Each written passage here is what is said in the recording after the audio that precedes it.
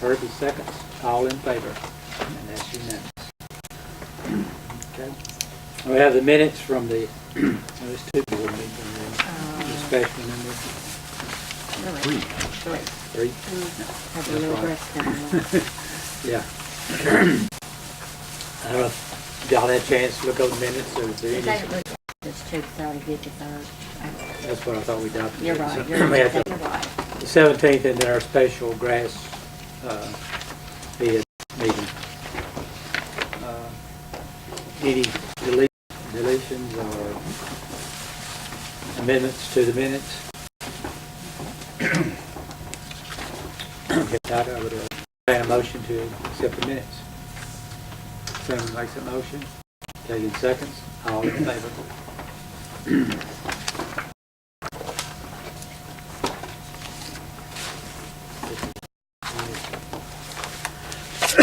Yes, So sir. you should have the monthly bills. Any questions? I had a few quick ones. The fine to the state for $700. Right, that's where we collect fine. We have to send that to the state. Okay, so we're That's part of, collecting. it's actually court Court. assessment. Court State says assessment, however you want to fines. call that. We were fine. Before fines. Yeah. Right. And then the Hill Lewis survey. They survey The, a lot of behind. yes. It required a lot of extra work because there was nothing. Nothing to go They had by. to go to the property owner around it to establish boundaries. Behind for you. Yep. And then the 3 landfill charge of $700. Is that? It looked like it was for 1 month. It was. Yes. Is that? Fire top. Is that for garbage Yes. pickup? Can we, do our garbage fees pay enough to cover that? Our We're going to trucks, have our to people, address our- that. I didn't put it on the minutes, but I was going to kind of address that a little later on. Okay. Just, we. Because it actually, it keeps us floating, but it's not going to allow for any improvements that we're going to have with 14-year-old garbage trucks and things like that. Is that was like 210 tons and almost $8,000. Is that rate going up? They did go up this year, did they not, Michael? The land, Volume garbage is going yeah, up too. yeah. So yeah, if we can look at our charging to see if we cover our costs. Michael discussion, so we were going to have that. That was, Any other questions on the? I had the same question. Okay. Entertain a motion to accept it. Heard motion, Senator seconds, all in favor. Okay. Nikki? Got a couple of things for y'all. As Main Street, one of the most important things that I do is a party planner. And so there's 2 parties coming up that I want y'all to know about. And that's going to be May 18th, 200 block of North Main at Yallow Run Studio. It's going to be an art party. It's the first thing the Art Commission is doing, and taking a party outside of Jackson, and they want to be the first. Water Valley is going to be the first place that they're going to do this kind of yearly revolving art party. We are the guinea pig, so it'll be great if we get a good turnout, and it's going to be catered locally, and there'll be a band, and it'll be a lot of fun. So that's May 18th. Happening in the same block. What time? I think it's 7 to 10. And that's a Friday night. Happening 2 Fridays later on June 1st is going to be the block party for the 200 block of North Main. And that's where all the businesses and are going to participate in that. I'll just remind you that this particular block at one point in time had 8 buildings fronting Main Street. And about 20 years ago, 3 of those buildings burned, not at the same time. And that block took a substantial hit. It's come back now with the 5 remaining buildings really kind of coming back into shape and working together as a group to really spiff up that particular block. So, as you know, the mayor has a piece of that action. And the Main Street office is there, there's a restaurant, there's an art studio, and there's a new building that's being redone at the a building that's being redone at the moment. So we hope you come out for that block party, and it's going to be June 1st. Okay, the biggest thing that we were doing other than planning parties is we're working on a project that we've been doing for a number of months now with the Architect Institute of America, the Mississippi chapter, and I'm going to pass these around. These are renderings of a project that we hope will come to fruition. We've been working with the AIA and an architect and the Main Street Association and people in the community to kind of do a build program. And that is basically to take a public space and transform it with the help of students, trade professionals, and professional architects.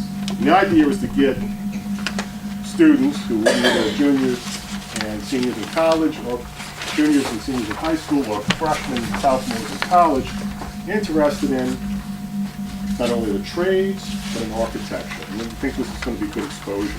So one of the projects that we've had for a long time is to take the Blues Marker where it currently is and move it to a little position that's closer to the Casey Jones Museum. This particular thing, and it's hard to see here, is moving the Blues Marker to that point and doing some plannings right there. It's going to need some city help and some city approval, and right now what I'm presenting to you is just simply an architectural rendering. It isn't a concrete build plan, it's just the conceptual idea of what could happen in that particular space. The transformation here would involve removing a few parking spaces. In that particular area right now, there are 54 parking spaces, and we would probably lose about 6 of them. But I think if you look at what's going along the side of Main Street right there, is, and this is not the initial step, would be a transformation of that curb. And if you talk to business people that are on that side of Main, they're a little bit leery of that steep curve right there when people try to cross that. So that would be transforming that a little bit. Anyway, this is a project that we've been working on. Like I said, this is a conceptualized rendering of where it could go.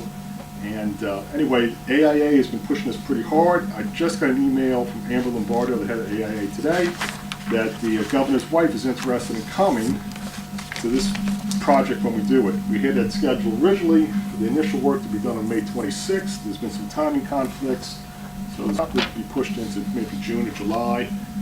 Probably the first 100-degree day would be my guess, is when we want to do this. But anyway, I wanted to show this to you and see what y'all think about it.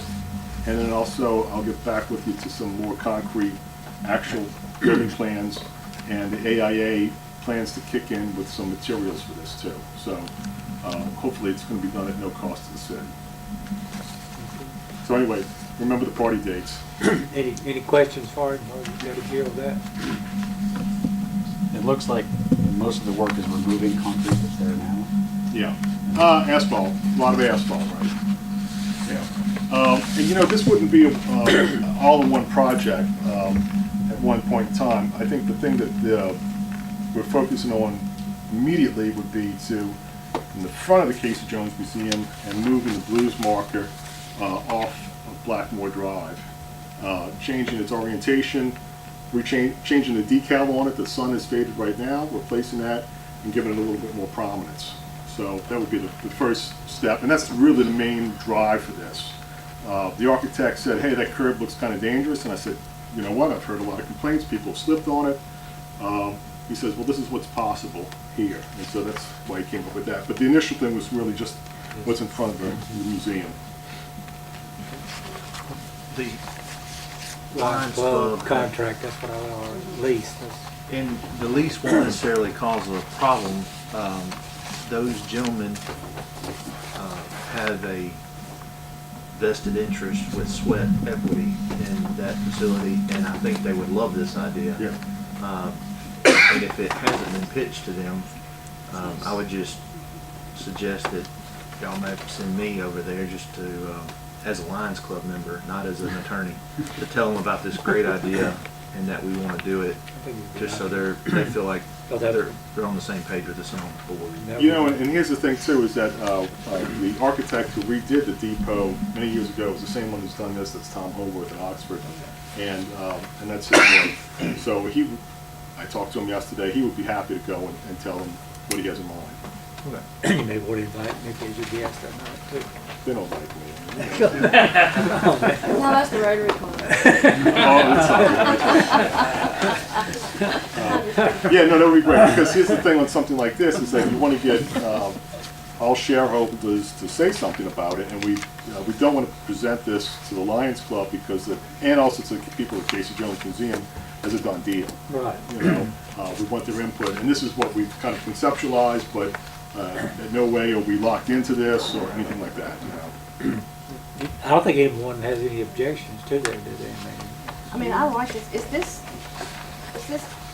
gonna close off the entry and exit to that parking lot by I'm sorry, the car wash?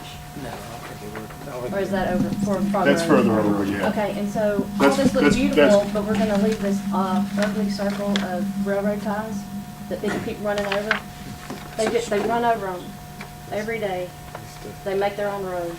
So can we go ahead and fix that while we're fixing everything else that's pretty? We could. We could put up a barrier, we could open it up, there's a number of things. That's actually what, I mean, I've actually gotten out of my car and drug those back into a circle because every weekend they're moved so people can drive through there like a road. that's me going to the brewery doing that. Now, So,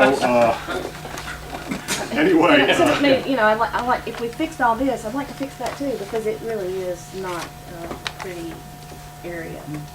I agree with you, and I think it's parking that could be utilized, you know, that area back there fills up on weekend nights, and if we could add more parking there, certainly I think it would benefit Choritos, and, because they use the parking. If you've been on weekend nights down there now, it's really packed up, which is a good sign. So, yeah, if we can open that parking up for that time period, that'd be great. Does the state have any area in this road? The Does state? the state? No, I mean, only right there Right on. at Blackmer, and we would just be removing a sign off of their right of way, so, I mean, Okay, well, I know I don't think they would 315. require us to, yeah, if we're removing something, just if we put something up. When we did the install of the blues marker, and Mike put the post in the ground, it was done on a temporary basis even back then. It wasn't meant to be permanently there. And even though that's state right away, we didn't ask them. So just put it right there. But the problem with the marker is there. We like the marker, but it's just difficult for people to read. And we want to just put it slightly off the road where people can actually stop, get out, and look, because there's a lot of detail on the marker.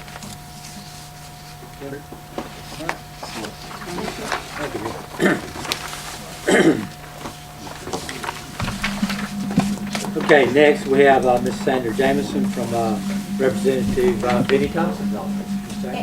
How you all doing? And I'm just making stops. I have to go out to the communities and make sure I make all meetings. So it was my time to make it here. I think I was supposed to be in last month, but I got confused. I'm just here and letting you all know if you all need us. We're here. My office is in Mars. Okay, thank you. Thanks for coming.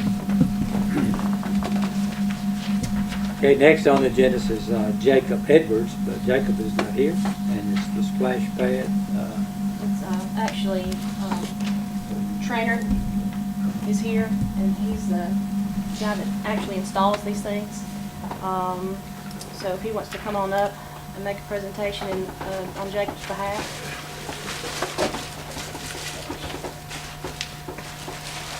I never can get your last name right. McAdams.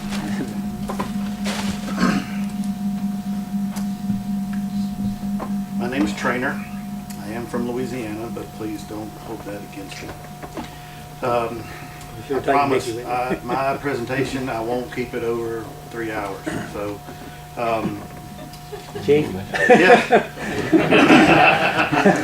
Now, I know that you don't know me, but give me 60 seconds to tell you who I am so you know who you're dealing with. This is my 25th year in the business. I started out as a salesperson, got some more education. Now I'm kind of a playground area and splash pad designer. I just happen to have a contracting company that puts them in.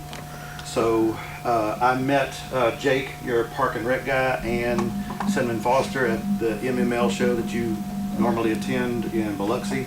I am here because Cinnamon and Jake have invited me to come tell you the options as far as a splash pad. I do know a little bit about pools, and I know the benefits of pools, but I also know a lot more benefits of the splash pads. So you can ask me a ton of questions, and I can do my best to answer those.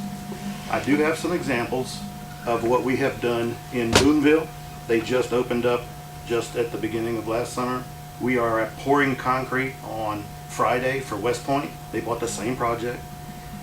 So yes, my home address is in Louisiana, but in 25 years, I can get through Mississippi and see all my customers and don't need a GPS. So this is my second home.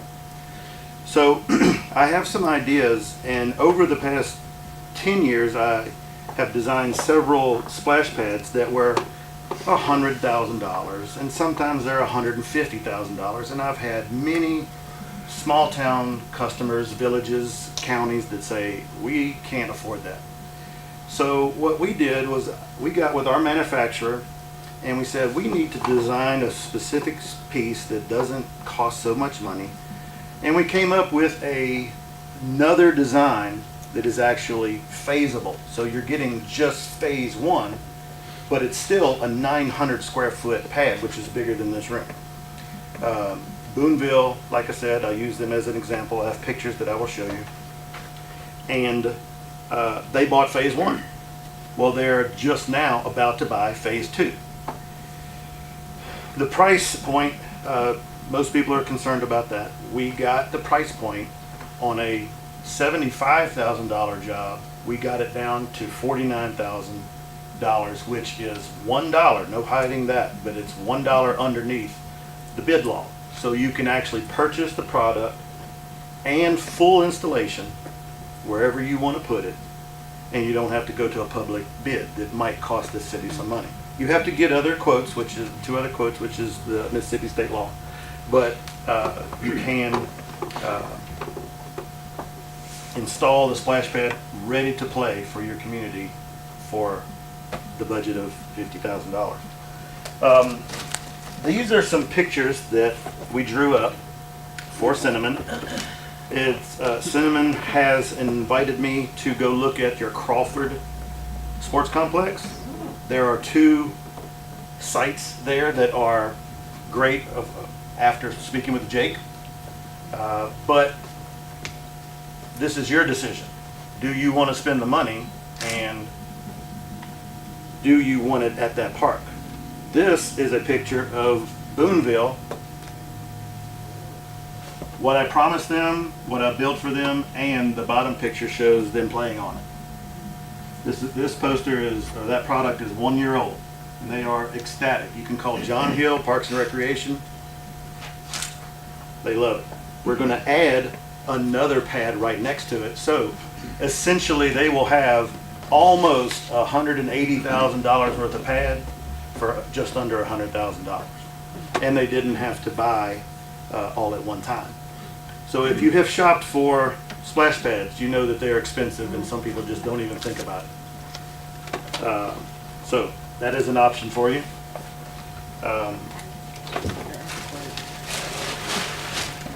This is just a bigger poster of Boonville, what we did over there. So this kind of shows you an idea. It's just a round circle, but you can add to it. Like I said, there are some pros and cons of having a pool or a splash pad versus a pool. So it's up to you if you have any questions, or I can show you how we can make it happen in Water Valley.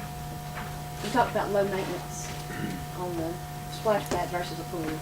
A pool, you have chemicals. You have just like, actually a public pool is a little bit more maintenance than your backyard pool. So you got chemicals, and of course people are going to use it more frequently. So you have almost daily maintenance. A splash pad, John goes out there maybe every 3 days, maybe once every Friday. The people that go out to the splash pad, as far as maintenance, are the lawn maintenance, and they just use a blower to clean it up. That's the extent of it. So there's a great warranty on all these stainless steel parts, so they rarely break down. So if that addresses your question. Is this a constant flow or does it recycle the water? It is a flow through. So you've already paid for your city water, and I don't know if you own your own water treatment. If you do, then it just goes through the pad and goes in out to your sewer. If you don't want it to sewer, then we can kick it to storm drain. And we have permission from EPA to do that in the state of Mississippi, not Louisiana, but in Mississippi, we can kick it to storm drain if it's already treated. How many gallons of water a day? It is based on a per minute, so it's 44 gallons per minute, but it's only an active minute. In the system that I'm talking to you about, there is a thing called an activator, and the kids have to go and touch it. Okay. So there's a 4-minute cycle. So you will use 44 gallons per minute during that 4-minute cycle. So if it comes on, it stays on for 4 minutes, the jets shoot. So you have about 160 gallons for that one cycle. Then it's going to go off. Then the kid has to go back, or the parent has to go back and touch it. And so if they play and then they're done and they leave and go in their car, the project's not on. The pad's not on. You said there were 2 spots at the sports complex. Can you give us a rough idea of which spots might work? Yes. I actually agree with Jake, and Cinnamon had great ideas. When you're on the main highway and you're looking down at the park, there's that walking track. Right inside the walking track, right behind the baseball field itself, there's option 1. But then as you go into the park, into the big parking lot, all the way to the back side of the parking lot before you go around the other field, there's another little grassy area that would be accommodating as well. Next to the volleyball court? Next to the volleyball court? Tennis court. No, No, Not the back. volleyball court, but Yep, so it's on this side of the, like you're in the main parking lot and turn to go like you're going down towards the soccer fields, it's that grassy area right there. If that was too clean, and you ended up having rainy season, that Floods. system happened to flood, is that gonna hurt that system? No, sir, it won't. With all the mud and silt that will come in. West Point, I saw where we put it on their baseball field.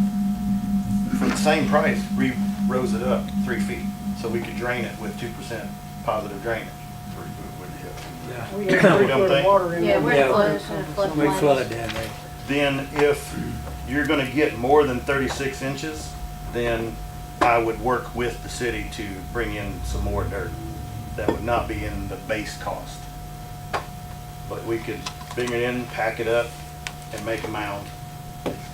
Is there, if you know floodwater is coming, are there certain areas that you could just cover and let the floodwater go over it? No, you would probably want to build it up over the flood.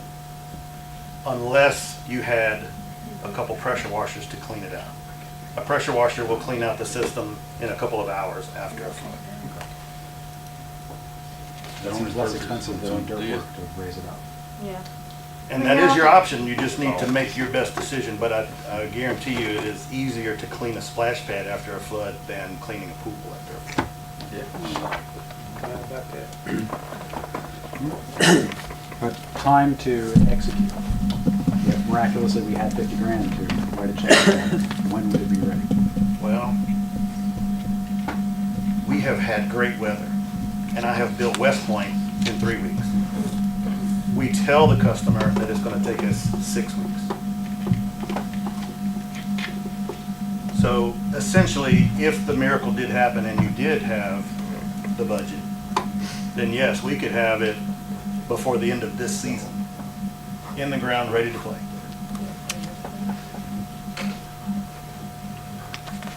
Sorry, What do you do to the surface to make it slip resistant or slip safe It's the finish work on the concrete? on the concrete. You have an option to paint the surface, and if we know that eventually you're gonna paint it, we'll put a different type of broom finish on it, but it's just like a sidewalk light broom finish. And it's a very tricky thing. You wanna make it smooth enough to where it's not so abrasive on their bare feet, but you don't want it tacky enough to where it causes problems. You want it, so we have found that happy medium, so. And I will say that I did contact several entities, Mississippi Municipal League, et cetera, and if we wanted to start a GoFundMe for this, because a lot of people have been interested in a water feature for the children, that it wouldn't interfere, wouldn't break any laws if we had a GoFundMe page to ask for donations towards this project for our city. One last thing about budget, if we don't get into any other technical questions, we have offered this $50,000 or $49,999 project for 3 years. It looks as though we will be able to offer it for probably 2 more, maybe 3 more years, but prices, of course, increase. So I would say 3 years from now, this may not be an option because of our cost, and we're giving it to you at a steal of a deal is what I'm trying to say. It's And I know a very Jacob good asked the price. question about concrete, if we were to be able to provide the concrete on a different, away from your budget, Mhm. would it be less expensive?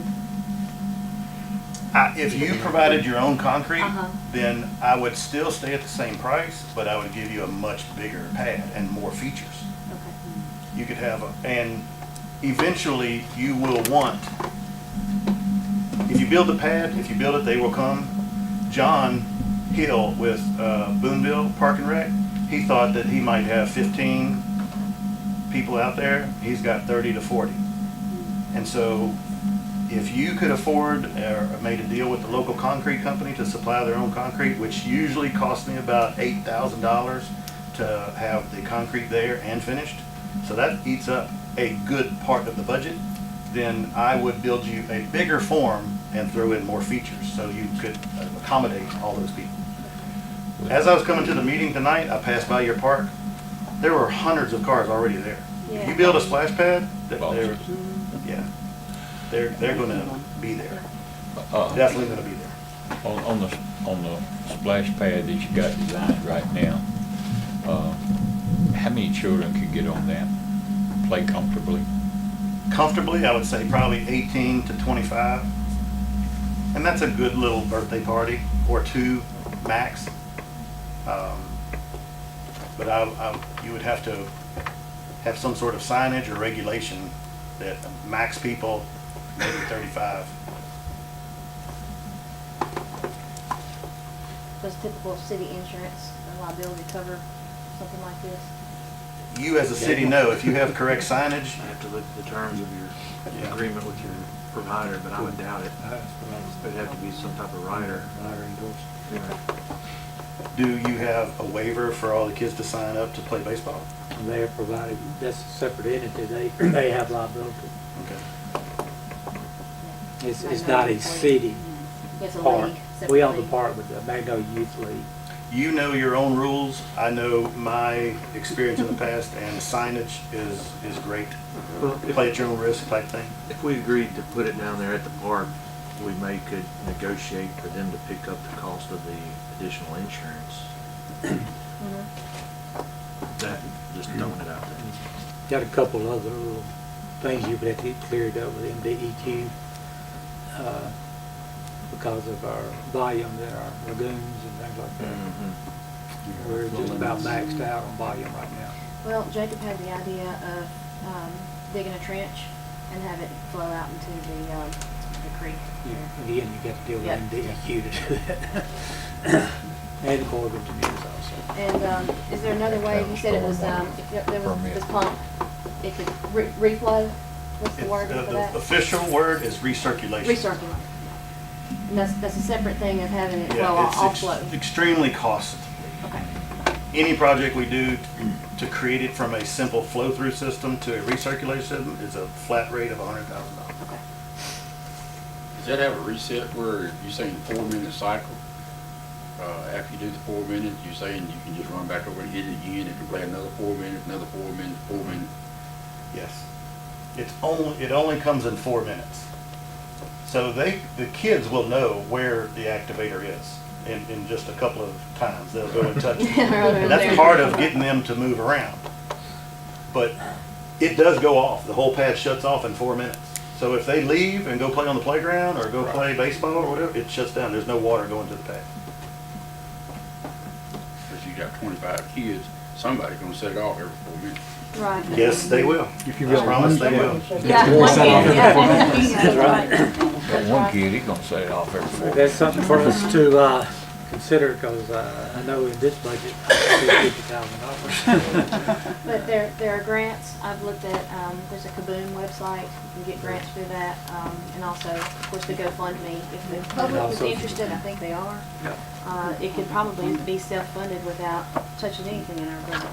That would be fine. Thank you. I appreciate your time. Thank you very much. Appreciate it. I'm gonna go ahead and leave. Okay. Guys,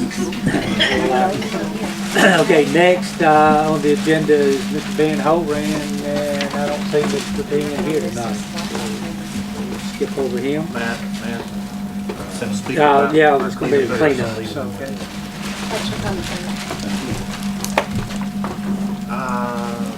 On, Mr. Burleson contacted me, he's received we've sent out the notices, and posted them at his house, and he came by the office today and was obviously very interested in the process that was about to occur, and his main fear was, or his main concern was the fact that he's saying he's making an effort. There's a dumpster out there, it is being filled up. He had a bill where it's been emptied once before, and he said, I know it's an issue and I'm trying to get it remedied. And then of course, everybody's got a budget, so he explained his to me, and but I explained to him at the hearing that if the board determines that it is a property that falls under the statute that needs to be remedied, that we would assist him by at least giving him bullet points of what we thought needed to be remedied for it to fall under a clean property again, or a wholesome property. And then we would give him time to accomplish those facts before we send in our own crew or contracted a crew to do so. And he said that if we gave him he's going to try to get it fixed by the hearing so that we don't have to have one. However, if after his efforts there's still a need to have it and we find that there are additional items to do, he said he'll try to get those items done on his own dime, at his own effort and expense, before we take over. And it was a fruitful conversation. I just wanted to report that to y'all. We see his concern. Now, that's more like abandoned, almost demolition type, what we will address and start with. But we also have these areas that clean up. So I was looking at that ordinance. And of course, it says that the building inspector or the police can address that. I had a lady in my office today was very concerned about a piece of property up on Edgefield that Nicole has spoke of. I addressed it with the chief, and those people are going to get a visit from the police or a letter and show them exactly how they are out of compliance on that. The neighbors on both sides are very upset. If you go up there, you'll see why. And you just drive up Edgefield, and I won't have to give you the number, you'll see it. So Daniel, letter didn't go out to them? No, so that's different, that's just they're in violation of the ordinance as far as cleaning. Right. And But we had talked about that before. yeah, we talked about that, but that wasn't one I think that got a letter as far as, Okay. but this could be addressed under our ordinance. It says either the building inspector or the chief of police. 522. I done two. All 22 Edgefield. I done two, then clean it up. Yeah. Now, the first one on there that was a partial fire loss, those people have, they redone the house, they're back in it. So, I mean, it wasn't like they had abandoned it. They just had the misfortune of having a fire. And so they had moved out in the county for a while, but they redone the house, they're back in it. But 522 is bad. Anyway, I just wanted to touch base on that. So if y'all hear anything on that, I addressed that with you. Mr. Abraham not here tonight. All right. Mr. Webb Shaw. If you would, Mr. Shaw.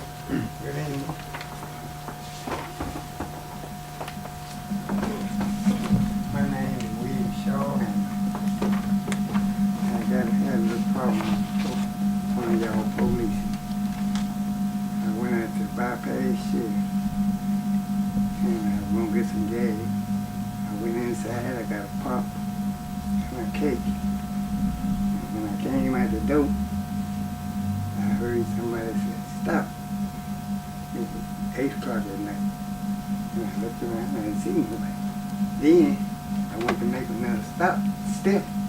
He said, I said, "Stop." And by that time I saw him.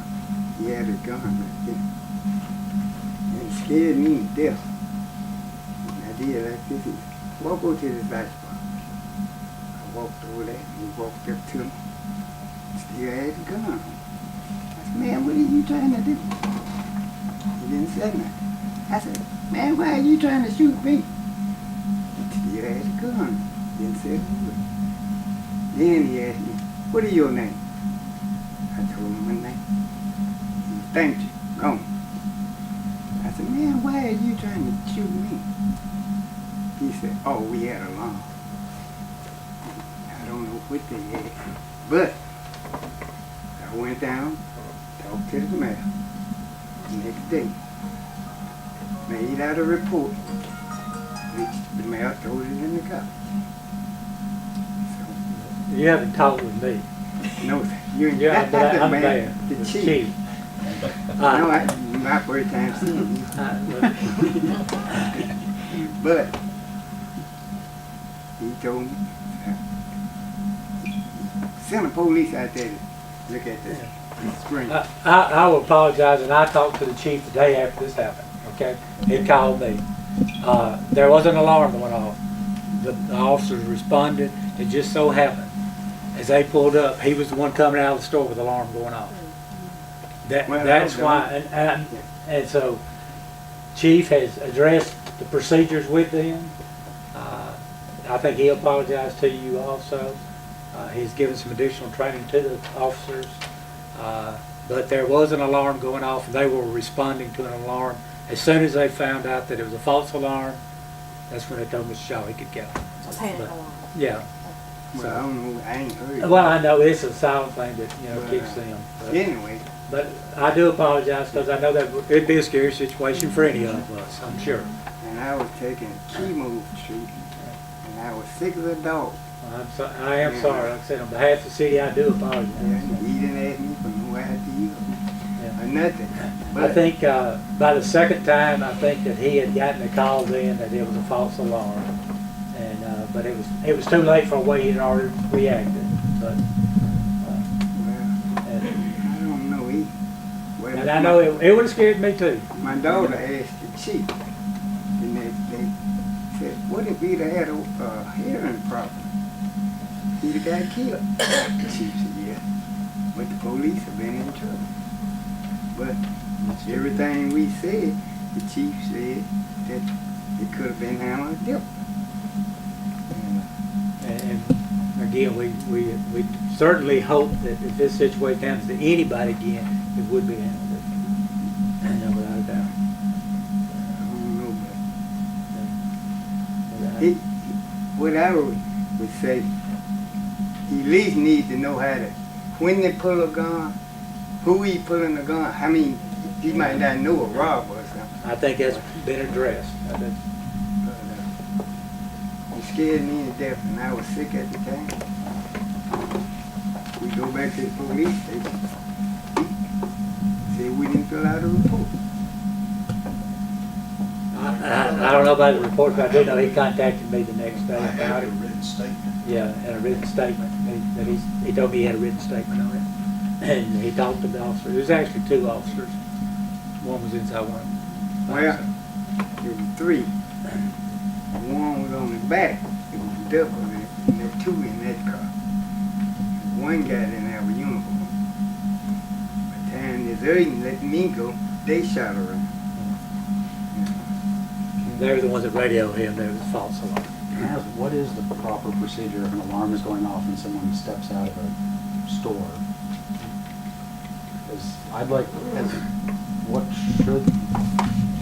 I'm very sorry that this happened. I can understand how a police officer responding to an alarm would do it, so what is a better way to handle it? The way they're trained is the way he did it.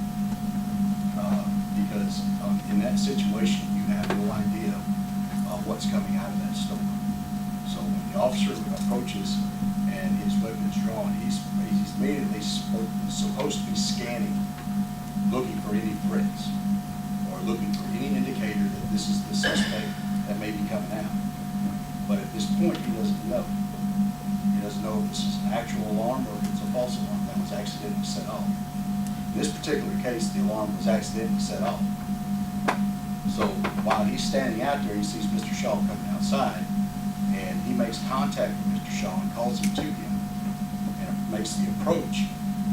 You know, he's evaluating his body language. Anything that's going to tell him that he's nervous or he is acting like a suspect. While the officer in the back came around inside and found out that it wasn't an actual alarm and that there was no armed robbery or anything like that. He notified dispatch as well as the other officer that it was a false alarm, at which time that Mr. Shaw was asked his name. And once that was determined, he told Mr. Shaw to keep going about his business. That man But that ain't was what you said definitely that trying to day. shoot me now. I'm gonna tell y'all That the day truth. you said. Wait, what? Hold on. Let's let Mr. Shaw talk. He definitely was gonna shoot me. Well, I don't know his intent. I mean, I don't think you know that. Oh yeah. I He mean, never did. He holding a pistol just like this and walk right up to me. again, I think He Chief wouldn't has say said that. that's why they are trained at the academy to address that situation. I So don't know whether that I it's stayed in the store. right, I don't know. So is the difference of what should have been different is the conversation that should have happened after the event?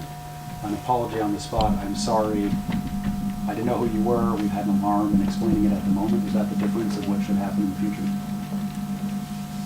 According to the officer's statement, that he did tell me, you know, he was sorry, he was just going on about his business. Now, what I told these people, when they first brought this to me, I'm only hearing one side of the story. So I haven't even talked to the other officers, so I don't know his version of what took place. And I haven't seen the video at this point in time of the incident. So when I went up there and I would have handled it differently. And that's just because I'm an experienced officer. The officer that he made contact with is not experienced. He's only got 3 years under his belt. You know, the way I handle things and the way this officer handled things would be a little different. So that's, I'd just like to understand, because I can see if they don't know an alarm's going off, you're the only person they see. But I'd hope that afterwards they apologize, they explain what had happened in the moment. But getting back to the chief though, getting back to the chief's comment, the officer that responded to this, he did act under protocol for the city of Water Valley in the way that he handled his situation at that scene. As far as pulling his gun, that is the proper procedure for this type of incident. The intent there is I'm sorry to say, but that's what you think. And if a gun was pointed at me, I'd think the same thing. Don't get me wrong. But we want to stress the point to you, Mr. Shaw, that we do have trained officers on duty, and they were following protocol. And there is times that somebody could actually be scared now. If he wasn't following protocol, he might have shot you when you come out the door. I didn't have nothing but popping. Right, and he acted accordingly. That's what I'm trying to say. Again, we do apologize for the instance. I but- tell you what, could y'all have had that camera rolling? I think it was on film. I think it was. We did view the camera. The camera was shot from a distance. Just- Well, the inside camera showed what I did inside. And when I We come saw. outside. But you were We saw outside all when he that. got there. But at the time that officer gets there, he doesn't know what's going on. That's right. That officer has no clue what them cameras show you're doing inside the store.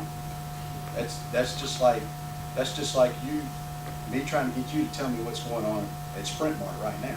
You can't do it because you're not there. And like I said, Mr. Shaw, I apologize on behalf of the city, and I think the chief has, and, I'm, you know, that's all I can say is, but I am sorry, and I know you were sick at the time, and it would have scared all of us, I realize that, but I do apologize to you. I'm sorry it happened. I accept it, but I know. I think things need to be handled. Yeah, a Well- lot. Well, there has been some retraining, and there has been some counseling on how to do this a little different the next time. Just like I told you, I was gonna investigate this, and I did this. We did. It won't be a next time. The Well, only reason I'm in Waller Valley tonight is because I wanted to come to this meeting. I'm through I hate that, coming like I across said. that bypass. I'm sorry, you feel I that bought way. I buy a few wood buying diesel fuel from that station out there. Hundreds of gallons at a time, but that's all over with. Well, I'm sorry that, you know, you're holding that business responsible for our actions. Somebody could push the button. Well, Right. That's right. Somebody pushed the silent alarm. Yeah, it You're was- correct. it It was did the originate cashier. from that But it, business. like I said, we can't control that. Thank you so much. All right, thank you. Okay, I don't see Mr. Willie Fox. Could I speak to this? We don't have a legal agreement with this property owner. I would like, are we capable of stopping the use of this property? Michael? We are on one point, but on another point, no, because we got a closeout procedure we have to do with Which we'll have to do at any time. it at any time. But I looked over the list of requirements, and it's not an agreement to lease land. It's an agreement to maintain someone else's property Right. with city dollars.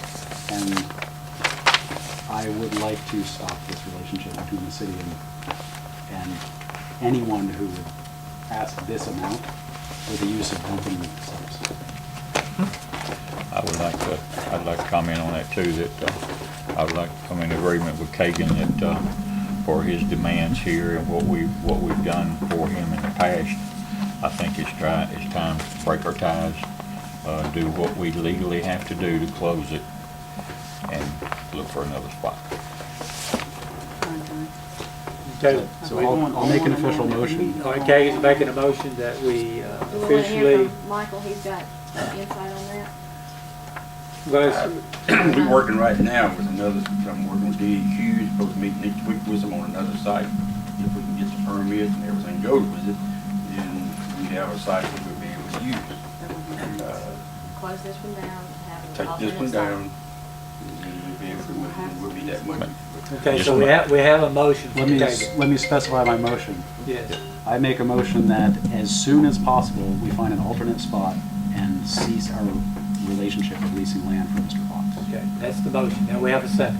I think Herbie's second. Now, we can discuss it. One of the other things that we have to do, of course, when we haul brush in, we have to haul dirt in to cover it. Well, that's another expense, what we're doing. So right now, by using the counties, we're probably saving money right now. Because the time equipment that it takes to find the dirt in the city, and Michael's run now is one of the places that we've been hauling from, the manpower it takes, and then ever how many inches you have to cover this, eventually it was going to be, not usable anymore anyway. So, We would roughly have about 6 more foot 8 foot at the top of filling in, and then that's it. That would be it. And do we have enough dirt in the city to cover it? Unless we come up some more, so Yeah, that so- screws it, unless we go to the industrial park, and then Yeah. you're looking more. That's a longer distance to haul, that's equipment. It's the condition of the dump right now, if we can continue to use that, let's say we held this off until this time next year, our cost would be more next year than it would be this year to go ahead and start the project, wouldn't it? Possibly. Possible, it is possible. But in the meantime, we would be working on closing, and when you did, if you had a set date for the next year, we would be right there at it, because in the process, we're gonna start capping off sections and be done with it. How long will it take to close that site? With the manpower we have right now, and the time we got everything else, you take a good bit of 6 months. Because the electric department also, when they trim, it dumps there too. so- I would suggest that we give them the 90 days notice that we're gonna terminate it, and this is the last year. Okay. And then effective April 23rd, 2019, we will be out of that contract forever again. We're not in a Alright. contract right now. Well, no, it's voidable by law, I Yeah. agree. However, if he says it's gonna take 6 months to wrap up what they need to do out there, unless I misheard that, Yeah, given our current manpower. right, then I don't see the harm in doing that. Right. Okay, so let's vote on this motion then as soon as possible thing, and then we'll address the fact that we probably need to make send a letter to him, a legal notice to him. So If as soon as possible means 6 months, then it means 6 months. yeah, Right, let's as just soon as start it now. possible to meet all of MDEQ's requirements and whatever we had to do to sever our ties. So we have a motion, we have a second. Any other discussion on that motion? All in favor? And that is unanimous. Okay. I can reword it to say that this lease agreement is not binding on the new board, and the new board has chosen not to renew it as it's under its current terms. And so here's notice that upon, we're going to wrap up our business there pursuant to, I don't know how we would say that. So I think that's why, if we just prorate, we'll make a final payment once we're out, prorated based on that. but I mean, I don't know, I think it would be cleaner just to give them a 90 days termination letter and just end it at the end of the year. I mean, we don't have to keep using it. That's Well, right. I'm under the impression that we've already paid him this He's year. been paid in advance. So it's already been paid in advance, so there's no more money to Remainder be of the given. year. Yeah, so I mean, it's not We'll going have to. There's to no do a- closing fees for Yep. Okay. the landowner. It's already been, I also want to make Hey. sure that we don't do any of these expensive things on his land for him. Meeting his demands. That's, I think it's great that Mike's already looked ahead, found an alternate site. He knows how to close this site. He can give us a timeline. If we needed more manpower to buy more dirt, give us an estimate on how, you know, Probably that executive session. I can find some dirt somewhere within, maybe hopefully within a 2-mile radius.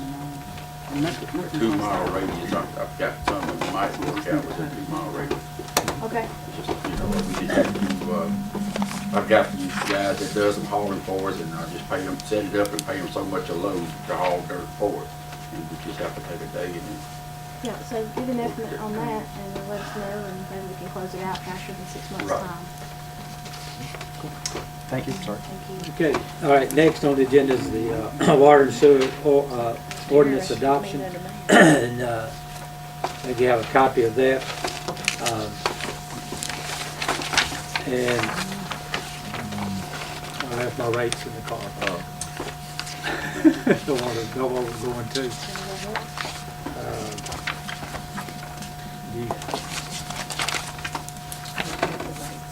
Oh, All right, it's going up 25 cents, I believe, on the residential.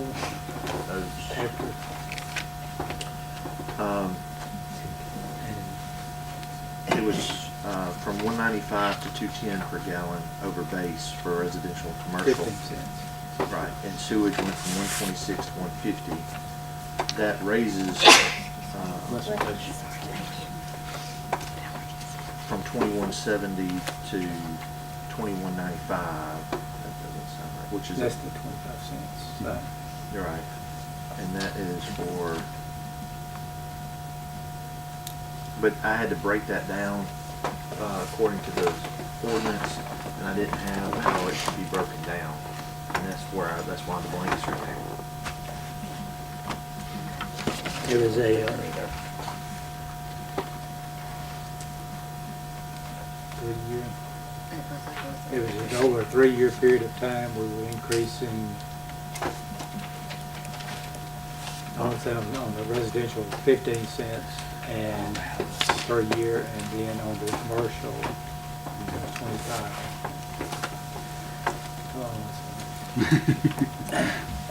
It was in the minutes. Yeah, it's in the minutes, and it's also because I had it.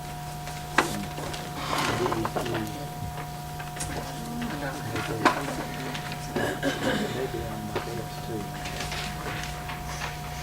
There it is, right there. Thank you so much. I brought my briefcase. Yeah, okay, on the residential from 195 to 210.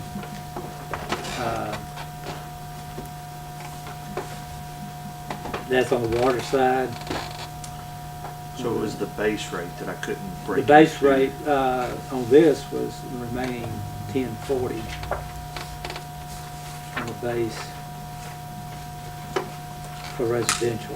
We just went from 195 to 210. Right, that's the additional Over the, 1,000. yeah. It's the flat rate part that is left blank. So, 1040 was the flat rate. and so we're gonna go up. Not on David's proposal here, So 1040 is for the water, water. okay? And for the sewer, Sewage is 882. and that would combine to be $19.22. I have that right? Yeah, on the flat side, yes. And then what we were increasing was over the base. Okay. Let's see.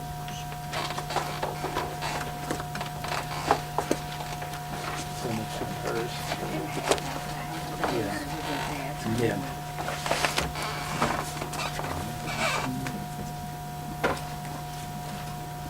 This on commercial stuff. Yeah.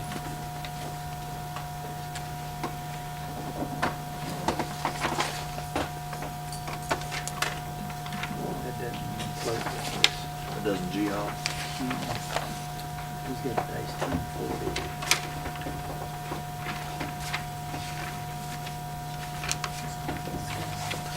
Okay, yeah, that was just, yeah, that's fine, yeah. That was not tonight, we got to do that. Okay, okay, so we got those filled in then.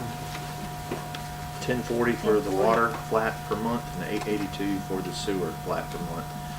With the additional over 1,000 gallons, $2.10 per gallon for water and $1.50 per 1,000 gallons for sewer. That's right. Okay. So we do need a motion to accept this. We voted on it before, but we have to vote on the ordinance. Is that right? So we need a motion. Cole makes that motion. We have a second from Kagan. Any other discussion? All in favor? Okay. So we're gonna knock that out. If y'all don't mind, I'm going to skip this next and go to the SCAA agreement, because we may talk about this other one for a little while. Everyone have a copy of the agreement. This was what we had asked Daniel to put together addressing.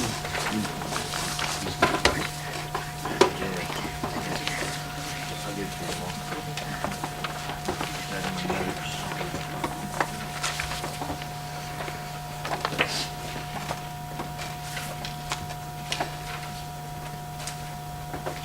Do we have any discussion on this? That we so beat that dog before.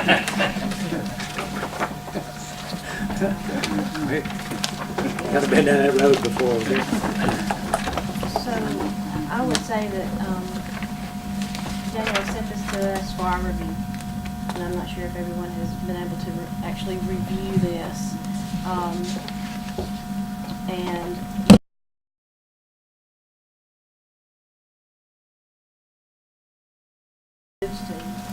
which needs to be updated, the old dog ordinance.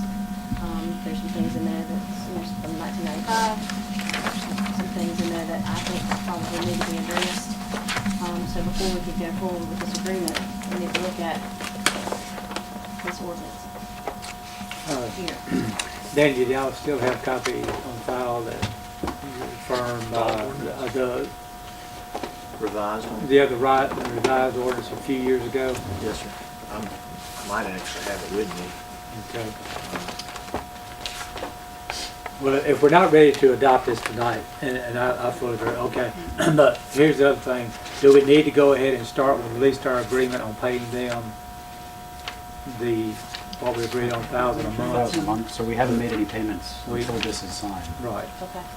So we do, Well, it's still dated for June. yeah. It has, so, do we want to go ahead and start our payments to them because they are taking care of some of our animals right now, of course. And then we'll look at the dog ordinance if you want to. Again, I know their firm wrote a new one probably 4 years ago now more that we never Something adopted. that we found that was just a change on penalties and fines. That was in progress. We ever adopted. No, we did not In adopt it. 2011. We looked at it and we, So I did not spend enough time with this. Can you tell me at which points do we reference the dog ordinance? It's all woven through there. Well, Is that what you're basically, looking for? Where the change, that was part of the change. no, we never adopted the change that they worked on. Mr. John then drafted at least probably 8 pages long ordinance on dogs. Yeah. And no. Well, I have an example from Coffeyville. Excellent. I'd be glad to give anybody a digital copy I've received today. The dog ordinance? Yes, the Coffeyville dog We ordinance. can compare it to the old one. I mean, it seems like they've encompassed everything. They adopted this in 2009, and I think it does a really great job of addressing things that I think SCAA wants to address, the general public wants to address. It's got the leash law, it's got all these other things in here. Yes. So Every dog's supposed to be licensed in January every year. That's, I don't think the general public knows that that's an ordinance, and we just kind of need to. So that's on the Water Valley books today. Yeah, and Yes. it was published at that time, of course. In but- 1995. Yeah. Like I said, their firm worked on a new one just a few years ago that we never adopted. So my question is, the way that this document, the agreement with the SCAA, references the ordinance, if we change the ordinance, will this document have to change, or could No, we it adopt still this? just reference it. So, Cinnamon. So if we change the dog ordinance, this document wouldn't have to change, so we could work on them independently, the way it references to the ordinance? Well, It there's references. a spot in here to where it says the way we, on section 1.6, Mhm. the last sentence that starts with 2 and goes to the next page. So it says, at the end of 7 days, the SCAA shall either return the dog to its owner, to the city for disposal, and that's, for disposal means not very well defined in here, means shooting the dog. There's no euthanasia or anything involved Oh, with I see. this, okay? It's just a bullet to the head, which I think is not the most humane way to dispose of a dog. Coffeyville, for example, euthanizes a humane way at a veterinarian's office and goes through that thing. So, or they assume the responsibility for the dog. There's a blank here. Are we going to pay the utilities at both facilities locations? That's what y'all said. Which we said, but if you read the front part, we only have the one address that this agreement addresses. Because we don't have any authority over their Right. facility, so that's. the But it prim- doesn't say we're going to pay for utilities at 2 locations, This, unless I just couldn't find it. this 1.7. It said what? Located at, Because I didn't have the address. Okay, I get it. so, and that first word disposal is not a reference to the dog ordinance, it's just a word choice of disposal. Let's see. Correct. That, the top Means of if page they 2. don't want to keep it, they can hand it over to the city for whatever. And they're going to keep them because they don't believe in it. Right. So we would need to define what disposal means for the city, Yes. but that wouldn't change this document again. Well, somewhere in here, pardon me, I'm very hot. It's like I It's can't roasty. breathe or think because I'm so incredibly hot in here. But it makes reference to the actual ordinance that we're going to follow.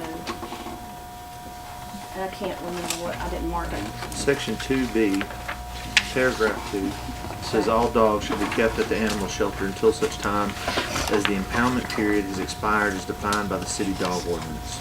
There it is. Thereafter, all dogs shall be either kept at the animal shelter until they are either returned, and then it goes through this.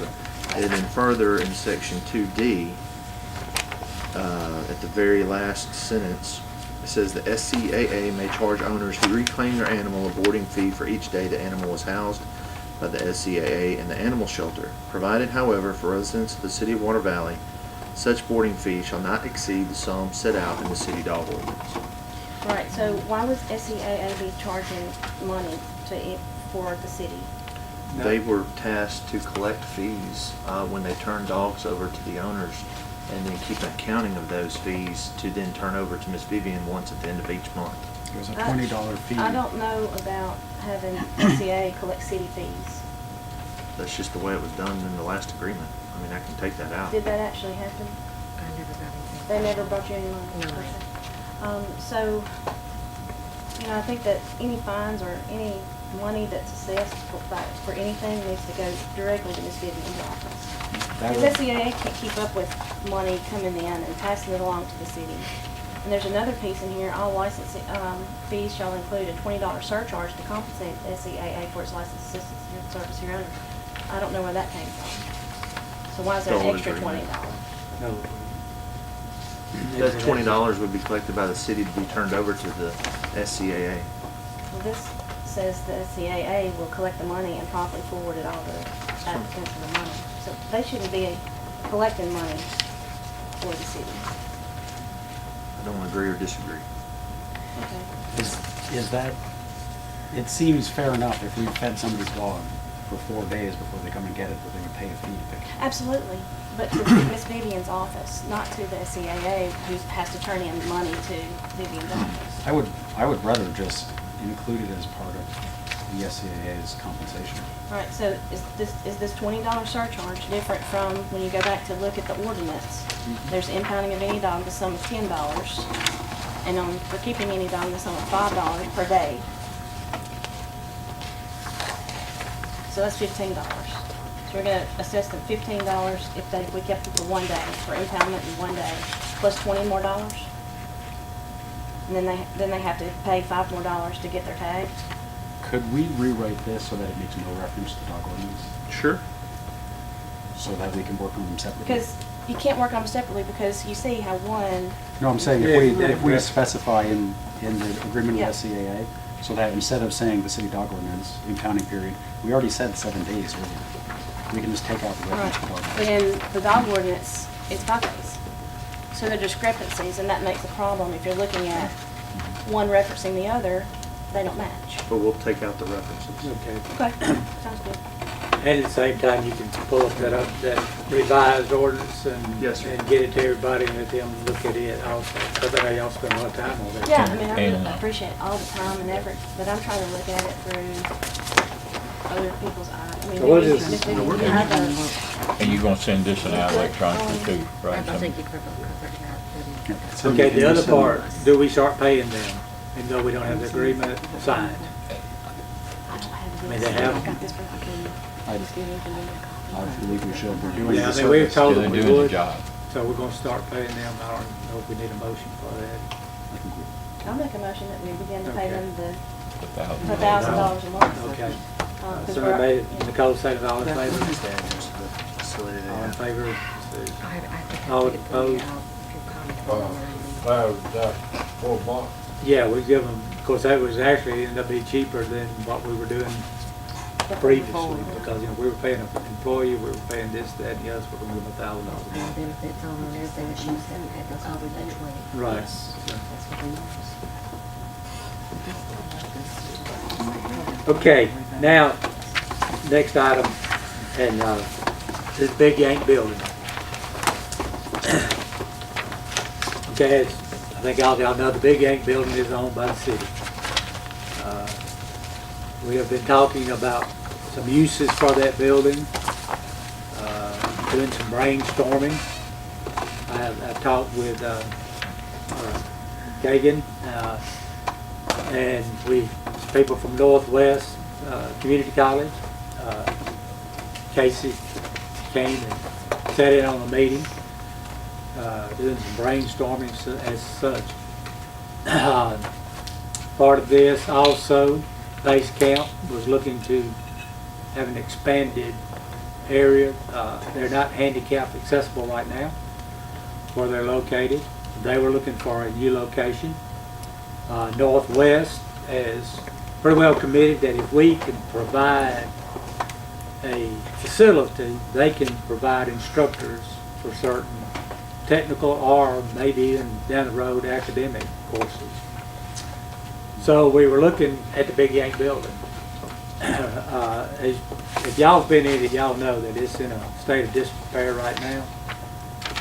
And about 4 or 5 years ago, we had an estimate on replacing that roof, and I forget the exact amount, it was over $200,000.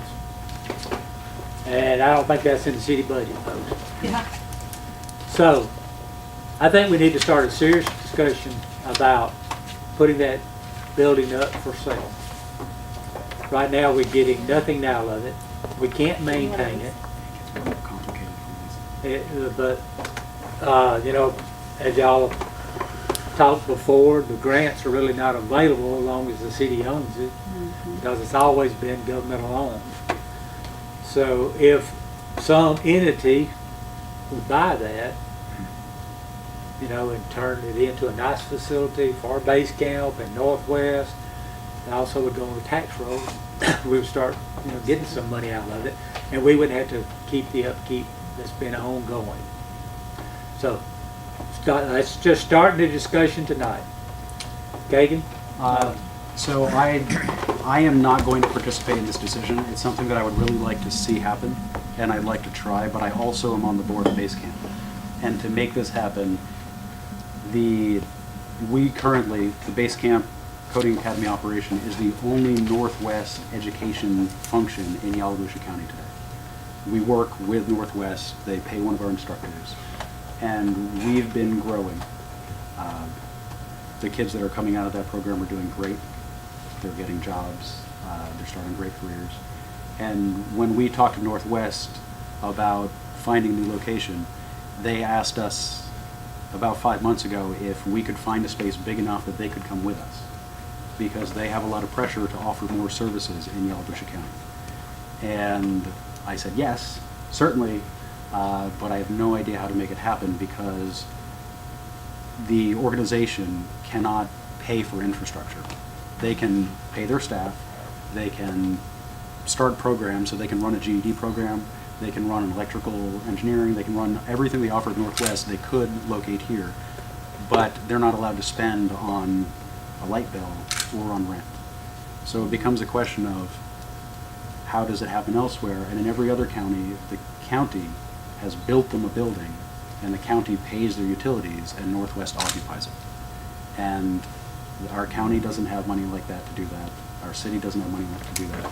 So we started trying to figure out, could we still make it happen? And the Big Yank building has a few things going for it. It's a contributing historic building to our downtown, so it's eligible for federal and state tax credits. It's eligible for new market tax credits. There are several organizations in the state of Mississippi that have offered to help Base Camp grow. And when we told them this might be a possibility, they said we would like to help that happen. But it is still, it's a very expensive, we're talking multi-million dollars to get that facility weather tight. New windows, air conditioning, get the asbestos cleanup done. And none of the things that we're talking about doing the goal is to have an education hub in Water Valley where our people can go to it and it can pull people from around to come here to learn how to do a trade. But none of the organizations, Base Camp is a nonprofit organization, and Northwest is a nonprofit organization, so they don't have a lot of money to pay. So what we're trying to do is figure out a very complicated, hairy ball of wax to make this happen. What has come about is we've been dreaming about this, but there are some deadlines coming up.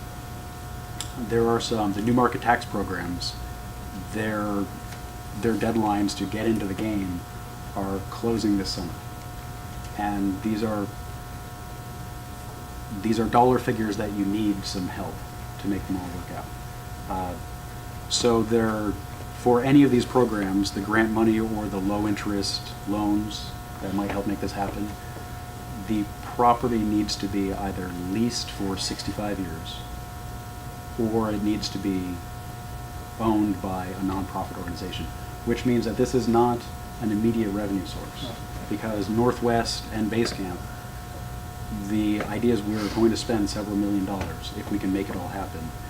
And neither of those organizations make money, so they could not pay a tax bill on a $3 million revenue.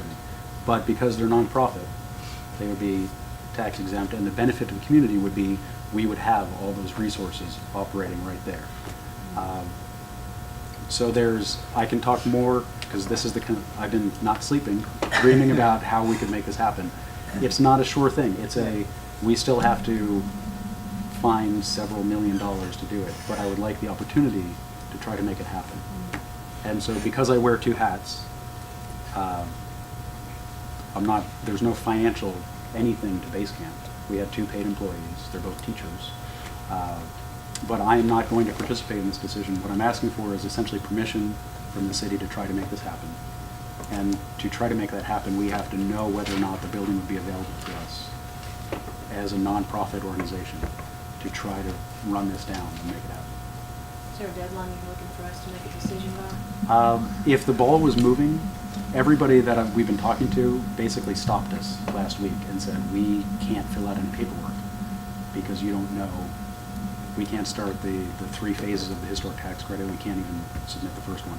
But if we had the ball moving and we knew that this board, the 4 of you, were open to this and we were moving towards making it happen, if the paperwork was on its way, we could start moving. But if we don't know for sure that everyone is open to this, then nobody would want to spend their time with us. That's just... I think over the years, we've seen that building come in a state of disrepair, and we've not had the funds to keep it up. Again, it's right now it's just sitting there useless and 70,000 square feet. So with something like that where there's a toxic spill, is there a waiver for that? Or if... How do we transfer the responsibility of the TCE spill on the property? Not just asbestos, but TCE spill on the property. How does that property? I don't think that property has it. There was some tests done, and it was not. That was back 10 years or so ago. Yeah, that we wouldn't necessarily be liable for that because several reasons. One, we don't have any knowledge of it. So if we had knowledge that there had been a hazardous spill, and to my knowledge, there is no knowledge of the city of a hazardous spill at the Big Yank building, then we would be on notice to tell anybody we were selling it to, this is what happened there. 2, even if we didn't have notice, but it was our employees that did the spill, and they could trace it back to somebody with your road crew dumped out this hazardous material, then we would be personally responsible because it was somebody acting under their employment here. But those 2 are so far outside of I'm not aware of anything like that under And I'm not speaking, because I wasn't on the board, but it seems like years ago, they did a test, and I don't think anything was found. And I'm not even sure if it was. How would we go about selling the building, and who would we have to sell it to in order for them to be able to use it is a question, and how much? Well, to answer those two questions, in regards to selling it, the statute provides that in case of any of the real property belonging to a municipality shall cease to be used for municipal purposes, which I don't know of any purposes serving down there other than a storage building. Storage. Any sale, in any sale of conveyance of real property in this municipality, well, that's, however, whenever the governing authority of the municipality shall find and determine by resolution duly and lawfully adopted and spread upon its minutes that the municipality-owned real property is no longer needed for municipal purposes and is not to be used in the operation of the municipality. 2, that the sale of the property in the manner otherwise provided by law is not necessary or desirable for the financial welfare of the municipality. And 3, that the use of such property for the purpose of which it is to be sold, conveyed, or leased will promote and foster the development and improvement of the community in which it is located and the civic, social, educational, cultural, moral, economic, or industrial welfare thereof. The governing authority of the municipality shall be authorized and empowered in its discretion to sell, convey, or lease same for any of the purposes set forth herein without having to advertise for and accept competitive bids. And then in paragraph 3, it goes into further detail saying that some of the same things, but let's see. Except as otherwise provided in subparagraph 2 of this paragraph A, the governing authority may donate such lands to a bona fide not-for-profit civic or elementary corporation, which is a educational corporation, which is exactly, he falls on, well, not he, the base camp or Northwest would fall under both. So Northwest is not, They wouldn't be They're a not real allowed. true entity, they would just be using space. so they're not allowed to purchase, or Yeah. if their board decided to, but that is, we work with the workforce development side of Northwest, and they have offered to, essentially if we build it, they will come, but to get Northwest to purchase or invest in a piece of real estate is a very long process, and that hasn't been proposed by Northwest. There's another caveat, and that's any deed that's conveyed under that subparagraph, which is to a not-for-profit and donated, it has to have a revision clause, which means that if it ever ceases to be used as a school for more than 2 years, it'll come back to the city. So in essence, it won't last forever. In essence, we're not giving it up at all. We're giving them a chance to have it and make something, and if it doesn't, it'll come back to us. Okay, who's gonna do the repairs? They would do. They would. Yeah. Not us. Right, we don't have the money to do it. Good, okay, And, so, you know- I'm just looking for a way to get it to them. Right. Cause I don't see a use for us.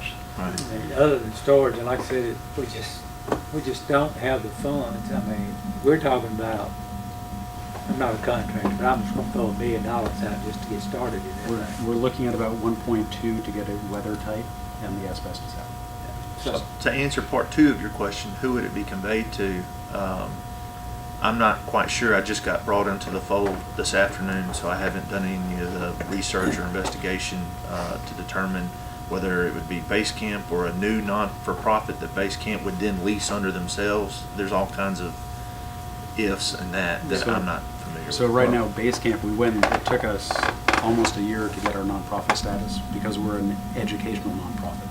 So we're a 501c3, but we learned 3 years ago when we started the Base Camp program that if you try to be a nonprofit as an education institution in Mississippi, there's a special audit team in the IRS that is very concerned about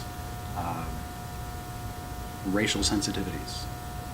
And so we went through a very long process to prove that we are offering this education as a free opportunity to everybody. And so we have that, and the board of Base Camp today, it was quite a process. But the board today of Base Camp includes Carla Lewis, who's the CIO of C Spire, where 4 of last year's graduates from Base Camp work today. and 5 of our current class that are graduating May 12th are currently headed. And then Glenn Evans, Glenn Evans is married to Paige Evans, Baxter and Mary Lou Jones' daughter. He's the president of FNC in Oxford. Sage Nichols is in Oxford. Bethany Cooper is in Oxford, and John Marsalis are in Oxford. Well, I am in full agreement of any kind of education that could come to our city. And if there's any way, any means, city or county, if there's any means that we can support that, I sure would like to know that we had open mind and counter education. But looking on the revenue side of it, we all realize too that any person that comes into our city is most likely going to spend $1. Oh, yeah. It would be economic boost so for a lot of our businesses. it would be. So you bring that into the city, and as big as we can make it with Big Yank, we are helping ourselves. Yeah. Gas, food, Yes, and other right. things that they're going to purchase while they're here. So what I'm asking for today is essentially permission to try. Any of these grants and loans and all the money that we would be working to fundraise to make this happen would also be tied to education. So if it doesn't go, it has to either be an education facility, and we've got to figure out how to pay the light bill and other things. So we're hoping that maybe some companies that currently, C-Spire and Renaissance Bank, they might rent an office where they could put a mentor who's part of our education to help offset the light bills. But any activity would have to be for the purpose of education, or the money goes away. The USDA and TVA and ARC, all the folks we're talking to try to make this happen, they would only give us money to try to make an education program work. What about So- recreation education? Like indoor basketball or something like that would be, I would that be? don't know the answer to that. I don't Just think ask facilities would be high enough for that. Casey, did you have anything to add? I know you sat in on the meetings with Northwest and also. I did, and if I may, I first of all, I appreciate the invitation, and I appreciate what y'all are doing, because I sit at another board and do the same thing, and I really appreciate the hard work that I see going into what the city's doing. That said, I was privileged as a county supervisor to get to go sit in on a meeting with Northwest and Kagan to hear the desire. And I want to tell you the excitement that I feel personally as an individual that lives in this city, that lives and breathes our community, is just, I just came overjoyed with the idea that we could take a building that served this community so well for so many years and fed so many families, could be transcended into someone that has already a proven track record of producing opportunities for students to go out into the workforce with zero debt, which is a big deal for our students. And it's students that come from our own high school right here that may or may not find an opportunity to get into the four-year college because of cost and the prohibitiveness of that, or the burden of a tax, of a school debt behind that when they graduate. And then when Northwest came in and said, we have been hungry to try to find some space inside Yalobusha County as a county to support some of our programs for some trade programs that they do. That was sort of the icing on the cake, in my opinion. Not to mention, and then this, what Daniel shared tonight, again, I don't know how y'all want to approach it, but if it's something where y'all can say, hey, use it, and if it ceases to exist in that capacity, then it reverts back to the city, it's a win-win, because you're going to take an asset, and y'all have done the same thing that I've done. Drive through these cities, and these old buildings are falling in, or the windows are knocked out, and that building, I occupy the back side of it, and I appreciate the cities allowing us to use that. This would not affect us, and if it did, we'd be willing to relocate, because I see a wonderful opportunity. When I go down to Jackson and talk to the Mississippi Development Authority and those on behalf of the county, you know what they ask me about? Base camp coding. When I go to award ceremonies down there, base camp coding. When I go to MASS, which is the Mississippi Association of Supervisors, you know what they say? What about that coding academy I've heard about? This is a really, really big deal, and it's a great opportunity, I think, for our community, and it's also who knows what this could develop into? You get enough people saying, hey, they've got a really good program over there. We want to set up and just set up a business over there and just get them kids right there to start coding for whatever. That's a pie in the sky, but you don't ever know what can evolve from that. I think it's a wonderful opportunity for the city. I think it's unfortunate that Kagan sits on the board, because on the city board, he does a great job, by the way, but because he has some ties to it. I would hate to know that the community perceives it as, well, he's got an inside track. It's nothing like that. This is a wonderful opportunity for the city of Water Valley. Northwest, he wasn't the acting dean. Was he the acting dean? Was he not? Because One of them was a tech guy. David Campbell's the dean of the workforce development side. And he basically give Donald, myself, and Kagan a verbal commitment. If the city does this, they will. We they include will you too, because Yeah. we're leaning on y'all. So yeah, they committed verbally. If they can put up some space inside the building, they will occupy it, and that's going to fill the need for. Think about this: people that can't afford to drive back and forth to Senatobia or go back and forth to Oxford. For some people in our community, that's a tremendous burden, and that opens that door up. So I think it's a wonderful opportunity. I'm excited about the possibility. I hope that y'all will do what y'all need to do, and I hope Kagan can make it happen, or whoever the organization is however that works out. Yeah. But there's a significant amount of money that has to be spent in there. I go in there periodically. Customer mine that y'all all know very well stores a lot of stuff in there. To my knowledge, there's nothing on writing. It was a handshake deal. There's no money and so people say, well, what about them? Well, this is business. This is the business of Water Valley taking care of an old asset that could be reinvigorated for a new purpose. And, there's plenty of spaces to put up more space, to put antiquated stuff in that, in my opinion, needs to be thrown away, but that's not my call. But I just want to say, I think this is a great opportunity, and I think it's the right thing to do. It really is the right thing. A lot of the planks in the ceiling are starting to fall in. The previous mayor, I guess it's leaking in the valleys, and it's not going to be long before the old roof starts falling in if something's not done with it. So right now is the time. I'm not trying to be that salesman, because I don't have nothing to gain from it except for taking a piece of our community, the central part of our community, and making it something really beautiful, and saying, oh yeah, by the way, that's our camp, coding camp right over there, and that's where Northwest does their training, and who knows what else. So that's sort of my 2 cents. Thank you all for having me. I see it as a win-win for us as a city. And we hope it never fails. But again, if they spend several $1 million upgrading that building, and as Daniel has told us, then it would revert back to the city at that one time. We've got a building that has been totally renovated. Right. And someone else is dying. Exactly. So, I'll do my best to prevent that from happening. yeah, well, I mean, we all would wish that, Not advertise that that it to would the be an donors. ongoing thing. I don't know if we need a motion or a resolution to just let Kagan continue to explore this with those outside investors and to see if monies could be raised to do this. If we could have something that was a verbal, I actually didn't know that was possible, but that would be a great help to get this started.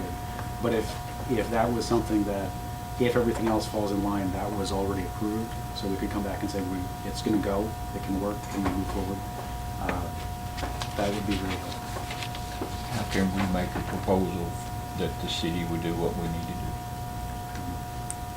I think that's a question, is how can we? I think Daniel, how would we need to really move forward to? I would prefer that we go through this first part of the checklist on the resolution that has to be passed, That's what I was. and then it would be a resolution of those three things. The resolution, so by motion that we make a resolution that the municipality it says that municipally, that's not a word. But the real property owned by the municipality is no longer needed for the municipal or related purposes and is not to be used in the operation of the municipality. We're not using it, it's no longer needed. Y'all need to find that. That the sale of such property in the manner otherwise provided is not necessary or desirable for the financial welfare of the municipality. In other words, it's so dilapidated, anybody else, you're not going to get as much money as you can. That 3, that the use of such property for the purpose for which it is to be sold, conveyed, or leased will promote the foster development improvement of the community. And that's for the educational purposes, and that's true too.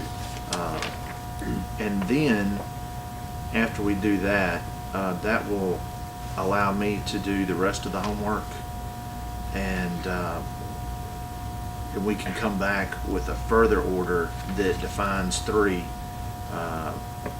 in my opinion, at a separate board meeting, if we have that much time. Okay. If what I need, what I'm hoping is that, is anybody against this? Does anybody have any problems that would make you not? I'm essentially, I'm looking for, if you all are willing to let me go and try this, then I'll get going, and we can go and try it. I think that's. Are we 100% sure of what entity? We would delay a year if we tried to set up another one, because the IRS would make that other one do all the stuff we already did.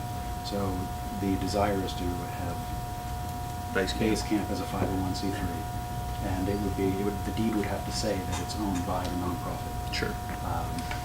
And So would that be a convey, could we convey the deed that we're looking at? Right, but after, and we can make We it can do the conditional. motion or a resolution tonight So that'll make it legal. to include these 3 checklist items. And that would give Katie permission to go ahead, because I know rural development, hopefully it's gonna be involved in this, because there's money available for a private entity that's not available to us. I mean, they would probably loan us a couple $1 million that we'd have to pay back, but, you know, that's not an option either. So this would give Kagan that permission to go ahead and start looking at these options of obtaining the money that, you know, I'll needs to be. make that motion. Okay. Yeah, I second. We got Fred second, Cinnamon made it. All in favor? All right. And I'm abstaining, And you, and Kagan abstained. but thank you. Thank y'all, because that's a. That's the beginning. Casey, got one more thing I want to say. I just failed to mention this to what Cindy had requested about. I think we or the city done the environmental when we leased that building, because of the concern when the laundry, because what we rent was the old laundry, and all that came back clean. I'm fairly certain Pierce Epps done that, so if there needs to be some environmental, he's probably got the latest and greatest on that. And then this is a big deal what y'all are doing, and if you catch flack out on the street and they say, well, we're losing tax dollars, you never had the tax dollars, but look what you're gonna gain. Right. I mean, it's just huge. It's so huge. Look, if we could get a few of those kids making $50,000 a year, they want to live right here, they're going to buy a house, they're going to raise families here. It's right there. Right there. Okay, thank y'all so much for that. By way of I'll bring updates. the last item here, May the 4th, we'll meet at 10 o'clock to open those bids for the water tank painting. That it will be a special meeting, but so we go ahead and give notice now of that. This Friday. Yeah, it's Friday before the chamber banquet that night, and I will mention the chamber banquet Friday night, May the 4th. If you hadn't got your tickets, I'm sure they will sell you. Did you also look at garbage? Yes, I do. I won't mention it quickly. We need to start considering raising, I know it seems like we're raising everything, but our garbage rates, we need to look at raising those flat rate. I know the county had to raise theirs. Again, we talked about how the landfill had gone up on us. We've got aging trucks. You know, with the way the budget's running right now, we could not afford to buy a new truck, and we need one right now. Michael, we had talked about several different increases on that, but I don't remember what me and you finally came up with. kinda like a water, maybe a 3-year step-up deal, going up $1 right now, and, One thing we mentioned, just going flat up, $15 a month. yeah, and it's It's 11, $11 right now. 11, that's $4 increase one time, but, And then the other part we mentioned maybe in 2 years, but. yeah, they- go up $2 now and $2 They later. just go straight across the board, right, increase it. Again, the landfill is charging us more, There, what I'd like, when we, are you proposing we make that decision tonight? well, I would like for y'all at least to entertain that, because, you know, I can't make a motion, but, I'd like to see, and I'd like the community to see what we spend to get rid of garbage. And that what we're charging today is not paying that bill. yes, sir. And then the same way that Daniel, not Daniel, David came in and showed us what it costs, what his department costs. And to cover it, we need to, I'd like the increase to be tied to what we actually need. Well, our newest truck, I don't know why the newest always breaks down first, but we've spent close to $10,000 in the last year repairs. Our oldest truck, the metal is actually rolling up in it. That would, to replace that metal, I'm guessing again, what, $5,000 or $6,000? At least that. And it's 14 years old, and, you How know, much it cost for it? everything, the last one was about 118,000. Can we get a flipper on the new one? Sir? Can we get a flipper on the new one? Our roads Yes, aren't wide that's enough. all. I'm already working in Did you the say our roads aren't proposal. wide enough for that? I've already got all my specs lined out, working with the truck right now. Oh, okay, so not for them. Within a week, I probably have everything on a hard drive that I'm working with, the truck chassis. Already got my body set up like we want. And that's We something had this set, at one time, when we started the whole system, because y'all don't even, wasn't in on, but in '95, when we had to close down our garbage dump site, because of the regulation of liners and stuff there, we started out and we purchased our truck, and in 5 years, we started rotating. So as a time, we still kept the old going until we had to use it somewhere else. With the economy got back several years back, we eliminated, talked with the mayor at that time, and we all said, let's stretch it out as some of the others for 8-year period. So we stretched it out to 8 years, and then we didn't do anything. So then we're still running, and finally we got one in 2013. But the other two, and we're running 3 with the flow of garbage that we have. But these others now are starting to get to the point of costing more money that where we need to, One of them started to the landfill, was it today? Or, yeah, Yeah. in Bontoc, and they didn't make it to Oxford.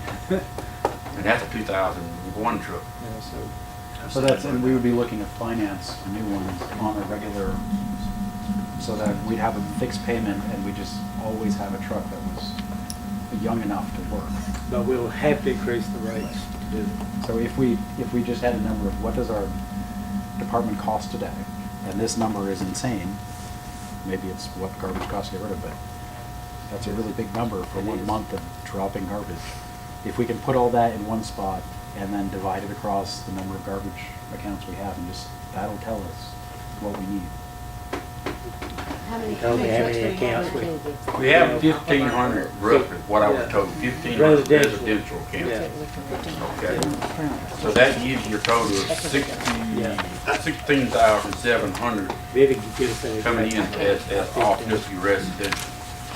So then when you take roughly $7,600 a month and dispose your garbage, And then we got, then that cuts your income a lot down. Then you have your labor, you have your fuel costs, you have your repair costs and everything, then you don't have much to operate with your Just budget. appreciation. I mean, you know. But now you do have your commercial type garbage Dollar amount. that picked up some of the expense. But, talking on the garbage line, I have one factory that we're working on to recycle, trying to cut some of their garbage consumption back. We're on a trial basis, the mayor and I have talked with it, and we're hoping that it's gonna pick up and start working. The lady came to me, I'm supposed to have a meeting next month with her, and she is saying that maybe we will get into a recycle type deal, and she has given me 2 companies that are offering grants to get us into the recycle deal, where we can buy our boxes, we can buy a truck, and when we can transport it back and forth to Oxford.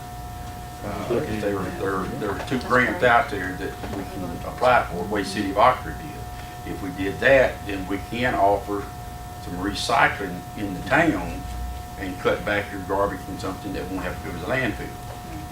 But I'm entirely for raising the rates, I just want to raise them to what we need. Yeah. All of our surrounding areas around that I've talked with are anywhere from 15 to up to $21 a month. Some of them are depending on how many bags your resident puts out, up to a certain limit. There are places here in this town where people have taken advantage of the garbage, and they'll put 12 to 15 bags out there, and they're getting the price of $11 a month each week or what, and that's taking advantage of the other resident. We need to have something set where you can't just dismount. If it goes this, then you got an increase coming. That's just way we need to look at on something. Is that, could we get our disposal cost, our fuel cost, We can, and our employee cost? And then I'd like to add in, what would a monthly rate be to have trucks that are younger than 7 years or whatever, when you can rely on them not to break down on the way to Oxford? If we look at that, here's a payment to have reliable trucks, here's our insurance, here's our, and then just divide it by the number of people, accounts we have. we can get all that numbers crunched before the next meeting. That would be great. Can we accomplish that by the next meeting? Oh, yeah, oh, yeah. Right now, we're having to go to Pontotoc for the next 3 months. Instead of going to Oxford like we've been doing, They've shut down. we're having to go to Pontotoc because they're redoing their whole facility. It's gonna make it better on everybody coming up into it. Going to Pontotoc is cheaper. It's $12 a ton cheaper going to Pontotoc, but you got your wear and tear of your truck, your tires, everything like that. It's a whole more than diesel or. And Your fuel, so we try to go to Pay a Oxford. driver more. But we have not done this in, I think, Well, close we'll have to those 10 numbers years. next meeting all lined out like that. Okay. Anything else? We do have a matter, I think, executive session, personnel. Closed determination. And closed determination. And it will be street or parks or cemeteries, all one half. All parks. All parks, so. I make a motion that we consider going to the talkie time. Meeting Going to executive session. Okay, we have a second for that. Motion for closed determination. Very good.